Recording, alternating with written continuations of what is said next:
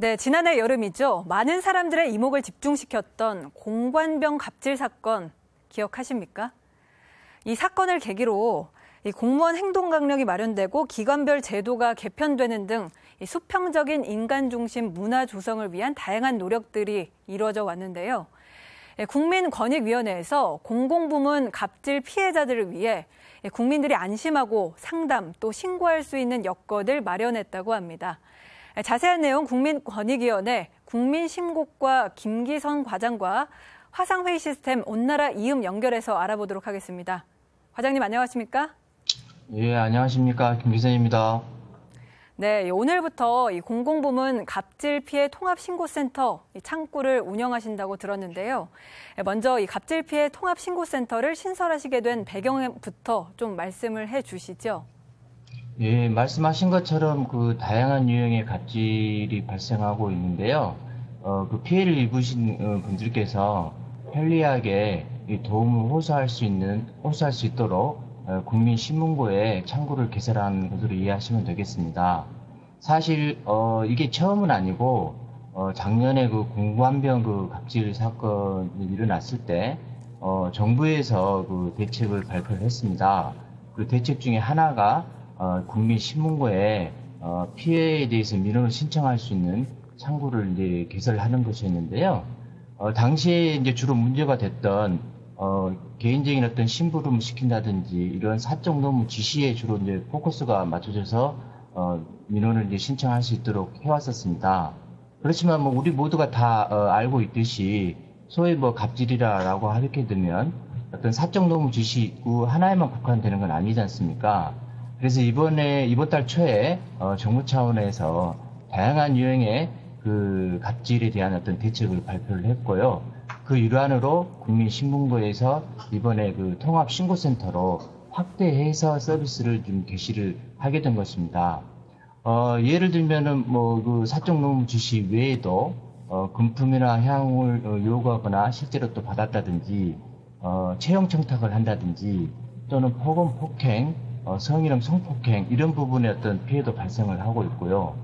또 이 부당하게 그 계약 대금을 지급하지 않는다든지 또는 불리한 계약 조건을 강요한다든지 이런 부분들이 다 이번 대책에서 갑질로 다 포괄하게 됐습니다. 그래서 국민들께서 그런 일을 겪으시지 않는 게 가장 좋은데 혹시라도 그런 일이 발생하셨다고 한다면 국민신문고에 접속하셔가지고 신고를 하시거나 민원 신청하시거나 또 그 전에 상담을 받아보실 수 있게 됐습니다.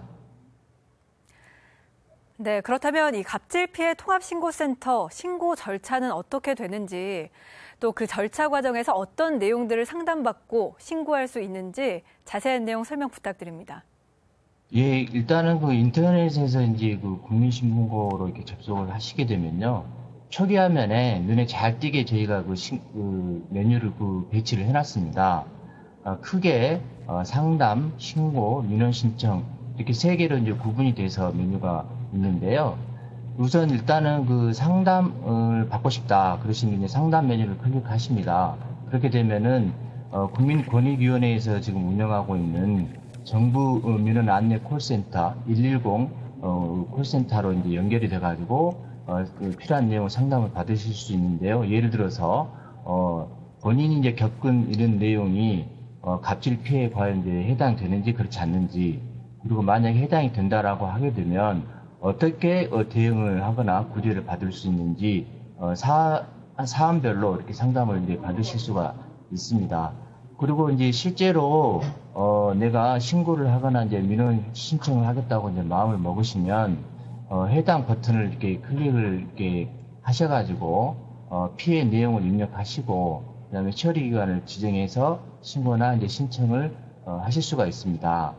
근데 이제 이번 대책에 따르면 이렇게 이 갑질 통합 신고센터로 그 접수된 사안에 대해서는 각 처리 기관에서 감사부서에서 조사를 해서 답변을 하도록 이렇게 되어 있습니다. 일반 부서로 갔을 때는 또 이게 좀 대충 제대로 처리가 안 될 수가 있기 때문에 그렇게 한 거고요. 다만 이제 이게 어떤 것은 신고고 어떤 것은 민원 신청인가 좀 궁금해 하실 수도 있을 것 같은데요. 이게 이제 우리가 이제 통상 이렇게 갑질로 이렇게 얘기를 하지만 이 유형별로 이 업무 처리 프로세스가 조금씩 다른 측면이 있어가지고 저희가 신고하고 이제 민원 신청을 좀 나눴고요. 그래서 이제 신고 쪽 버튼에 해당되는 사항들은 금품이랄지 향응을 뭐 요구를 한다든지, 그다음에 부정한 청탁을 한다든지, 폭언, 폭행, 성희롱, 성폭력 이런 부분들은 이제 그 신고 메뉴를 눌러서 신고하시면 되겠고요. 이 부당하게 계약 대금을 주지 않는다든지 또는 불리한 계약 조건을 이제 강요한다든지 이런 부분들은 이제 민원 신청 메뉴로 저희들이 이제 이용하실 수 있도록 하고 있습니다. 실제 이제 국민신문고에 접속을 해보시면 이런 내용들이 이제 사안별로 설명이 좀 자세히 나와 있기 때문에요. 이용하실 때 참고하시면 될 것 같습니다. 네, 이 갑질 피해가 발생했을 때 사실 신고를 주저하게 되는 이유가 어디에 신고하는지 몰라서 뭐 이렇게 생각하기보다는 2차 피해가 좀 우려가 돼서 이렇게 볼 수가 있을 텐데요. 2차 피해 발생 막기 위한 방안도 좀 마련된 게 있을까요? 예, 말씀하신 것처럼 사실은 이제 누가 뭐 신고했는지 또는 누가 민원 신청했는지가 아예 외부에 알려지지 않으면 뭐 2차 피해라고 하는 게 발생할 수가 없지 않습니까? 그럼에도 불구하고 이제 그런 부분들이 외부에 이제 노출이 돼가지고 경우에 따라서는 이제 2차 피해가 발생하는 경우도 있는데요. 현재 지금 청탁금지법이랄지 개인정보보호법에서는 이 담당 공무원이 업무 처리를 하는 과정에서 이 개인정보를 이제 접하게 되는데 업무 처리 목적 외에 다른 목적으로 민원인이나 이 신고자의 개인정보를 제3자에게 유출을 하게 되면 형사처벌까지 하는 규정은 있습니다. 그렇지만 이 공무원이 뭐 꼭 나쁜 의도는 아니더라도 뭐 부주의하게 업무 처리하는 과정에서 어떤 개인정보를 좀 노출을 시킨다든지 뭐 이럴 수가 있고, 그리고 최선은 형사처벌까지 가는 것보다도 사전에 그런 부분들을 이제 예방하는 게 가장 중요하지 않겠습니까? 그래서 국민신문고 시스템에서는 좀 기술적으로 그런 부분들을 좀 보호할 수 있는 그 장치를 두고 있는데요. 일단은 통합신고센터로 접수된 사안에 대해서는 각 공무원이 이제 업무 처리하는 화면이 이제 신문고에 따로 있습니다. 근데 그 업무 처리하는 그 화면에 이 이름이랄지 연락처들이랄지 이런 부분들에 대해서 익명으로 표시를 일단 해놨습니다. 그렇지만 이제 민원 처리하는 그 과정에서는 그런 개인정보를 또 확인할 그럴 필요가 있는데요. 그 경우에 이제 익명으로 처리된 상황에서 개인정보를 확인하기 위해서는 이 열람 버튼을 누르도록 되어 있고요.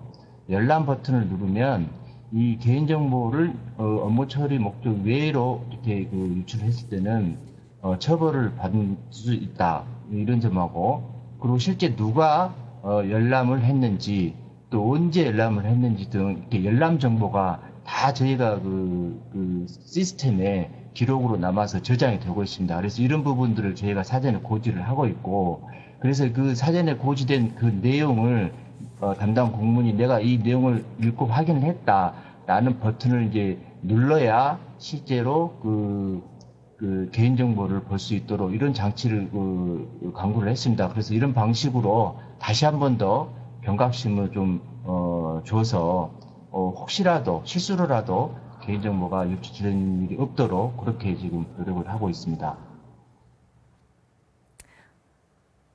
네, 앞으로 갑질 피해를 최소화하고 많은 국민들에게 이 통합신고센터를 알리기 위해서 어떤 활동 하실 계획이신지 마무리 말씀으로 해주시죠.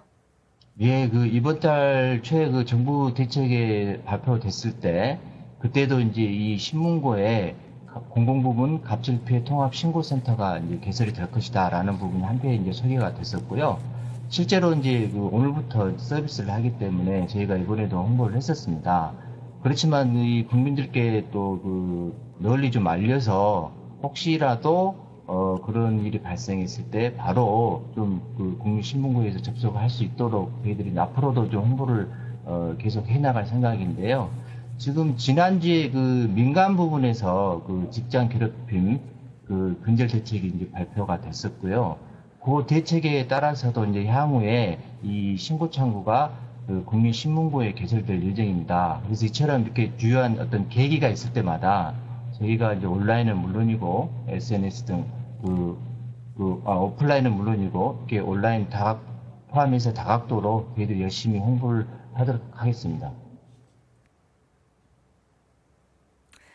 네, 갑질, 우리 사회의 대표적인 생활 적폐죠. 그것을 없애야 완전한 적폐 청산으로 갈 수가 있고 또 그러기 위해서는 공공부문이 먼저 실천을 해서 그 본보기를 보여주는 것이 중요한데요. 이번 통합신고센터를 통해서 이 공무원 갑질로 인한 억울한 피해가 다시 재발되지 않기를 기대해 보겠습니다. 지금까지 국민권익위원회 국민신문국과 김기선 과장과 함께했습니다. 오늘 말씀 고맙습니다. 네, 감사합니다.